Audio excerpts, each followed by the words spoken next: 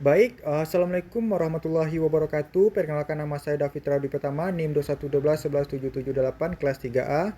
Baik, di sini saya akan membacakan hasil dari penelitian saya yaitu yang berjudul Pengaruh Pemberian Rebusan daun kelor terhadap penurunan kadar glukosa darah diabetes mellitus.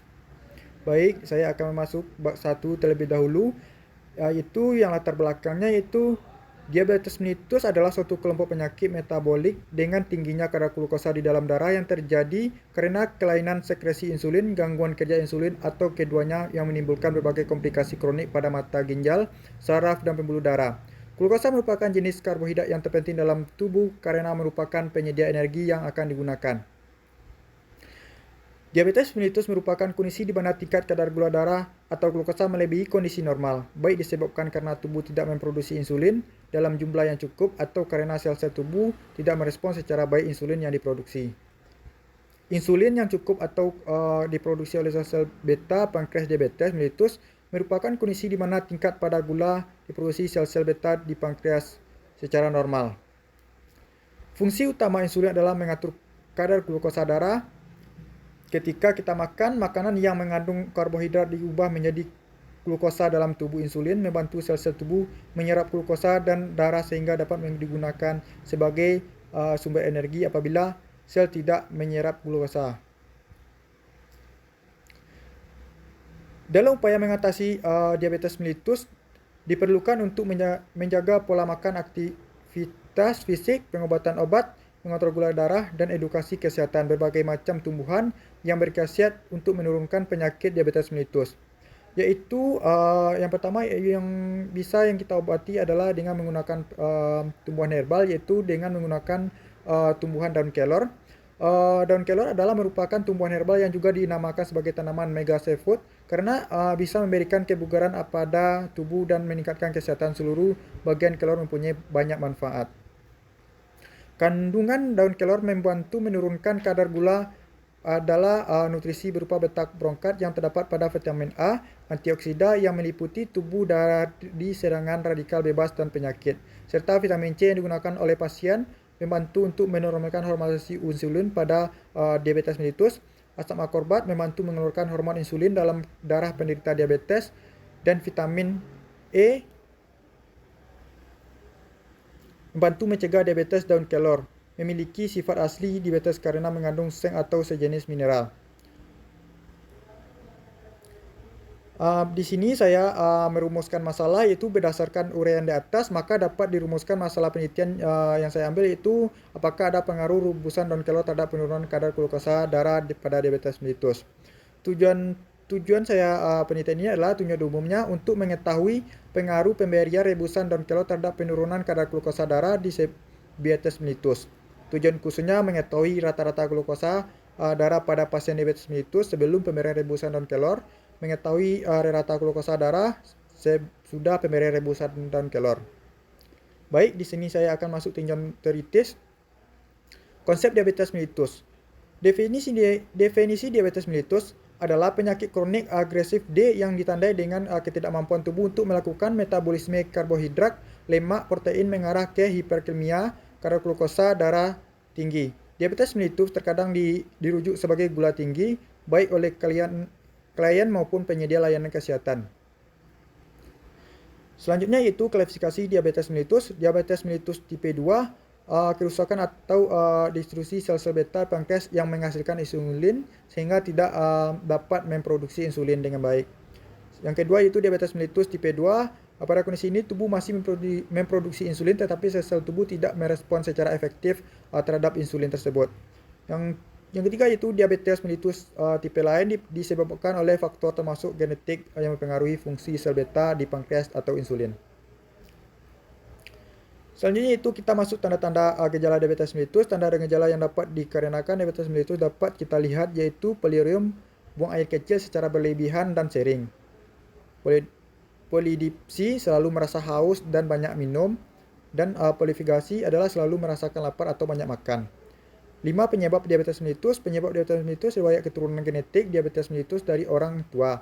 Diabetes mellitus juga dapat terjadi karena kekurangan insulin, sehingga kerusakan pada sel B di pankreas, yaitu sel yang berfungsi untuk memproduksi insulin. Patofisiologi yaitu gula yang melebihi batas norma yang akan meracuni dan mengganggu mesin kehidupan dalam tubuh. Oleh karena itu, apabila gula darah tinggi, yaitu seperti ketika sesudah makan, secara otomatis pankreas tepatnya akan membuat dan mengeluarkan insulin. 6. Penata laksanaan diabetes mellitus. Penata laksanaan diabetes bagi pasien dengan DM meliputi pengambilan dan pemedaran kadar glukosa pada diet seimbang. Dan kita akan melakukan intervensi harus bersifat individual terhadap tujuan klien, usia, gaya kehidupan, kebutuhan nutrisi, dan nutrisi. Selanjutnya komplikasi diabetes mellitus. Komplikasi yang terjadi kemungkinan adalah meliputi meningkatnya risiko penyakit jantung, stroke, neuropatik, retinopati, diabetikum, dan gagal ginjal. B. Konsep glukosa darah. Definisi kadar glukosa darah adalah gula yang terlalu dalam darah yang merupakan salah satu bentuk utama energi yang digunakan oleh tubuh. Glukosa itu berasal dari karbohidrat dari dalam makanan yang kita konsumsi. Setelah makan, karbohidrat diubah menjadi glukosa dan diserap ke dalam aliran darah.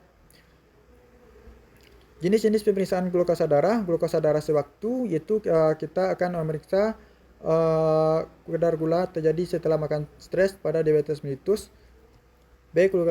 Glukosa darah puasa diukur lebih dahulu, tindak mampunya selama 8 jam, nilai normalnya itu 100 mAg. Glukosa darah sebelum makan itu dihitung pertama setelah makan. Konsep pengaruh daun kelor. Definisi daun kelor adalah tanaman kelor memang memiliki khasiat obat yang telah digunakan secara tradisional. Tanaman pagar hidup dan membatasi tanah penanaman kelor yang umum dilakukan adalah dengan cara tap batang yang cukup tua. Manfaat rebusan daun kelor. Kandungan pada daun kelor yang berfungsi untuk menurunkan kadar glukosa darah, yaitu zat nutrisi berupa asam ascorbat membantu proses sekresi hormon insulin dalam darah pada penderita DM, serta vitamin E untuk mencegah supaya tidak terjadinya penyakit diabetes. Beberapa peneliti menunjukkan bahwa daun kelor memiliki potensi sifat etis diabetes dan dapat memberikan manfaat yang menderita diabetes mellitus. Kandungan pada rebusan daun kelor yaitu sangat bermanfaat, yaitu meliputi batang, akar, kulit, akar, baik daun, bunga, buah maupun bijinya memiliki banyak manfaat. Daun merupakan bagian yang paling bermanfaat dari tanaman kelor. Selanjutnya kita akan masuk ke dalam kerangka konsep. Kerangka konsep yaitu yang A adalah kerangka teori. Diabetes mellitus merupakan kondisi di mana tingkat kadar glukosa melebihi kondisi normalnya. Selanjutnya itu tanaman kelor atau Marulgideraceae merupakan salah satu tanaman herbal yang disebut sebagai mega seafood karena berkemampuan untuk meningkatkan kesehatan dan kekuatan. Di sini saya akan membacakan itu kerangka teorinya. Faktor risikonya itu terjadinya diabetes mellitus dan terjadinya faktor risiko yang dapat dikontrol. Kegemukan, konsumsi alkohol dan merokok, konsumsi yang manis. Dan selanjutnya terjadi diabetes mellitus. Diabetes mellitus ini terjadinya pemberian rebusan daun kelor. Manfaat rebusan daun kelor yaitu menurunkan kadar glukosa darah pada DM, menurunkan kolesterol, mencegah pembentukan asam urat, mencegah penyakit jantung. Selanjutnya itu kadar glukosa darah pada DM. Faktor yang mempengaruhi penyebab kadar glukosa darah pada DM yaitu genetik, usia, obesitas, aktivitas fisik, kolesterol, dan stres. Baik, di sini yang selanjutnya kita akan masuk ke rangka konsep pengaruh pemberian rebusan dan kelor terhadap penurunan kadar glukosa darah diabetes mellitus. Variabel independennya itu pemberian rebusan dan kelor. Variabel dependennya itu kadar glukosa pada DM. Dan keterangannya yaitu variabel yang teliti, variabel yang dipengaruhi. Hipotesisnya adalah dugaan sementara yang bisa menimbulkan pertanyaan yang harus memerlukan sebuah pembuktian untuk melihat apakah dapat diterima atau ditolak. Di sini di penelitian saya adalah HA adanya pengaruh pemberian rebusan daun kelor terhadap penurunan kadar glukosa darah diabetes mellitus berarti dapat diterima. Selanjutnya masuk ke bab 4 itu metode penelitian, jenis dan desain penelitian. Ini adalah yang saya ambil itu penelitian cross experiment design. Rencana penelitian ini menggunakan two group pretest, yaitu protest with control group.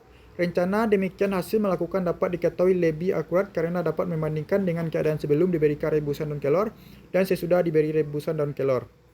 Populasi dan sampel yaitu dalam penelitian ini adalah pasien yang menderita diabetes mellitus memenuhi kriteria yang telah ditetapkan. Populasi ini dalam penelitian adalah sebanyak 150 penderita diabetes mellitus. Sampel terdiri dari berbagai populasi terjangkau yang dapat dipergunakan sebagai subjek peneliti. Sampai penelitian ini adalah sampai menggunakan teknik proporsive sampling berdasarkan kriteria inklusi yang telah ditetapkan peneliti. Teknik sampingnya yaitu cara yang ditempuh dalam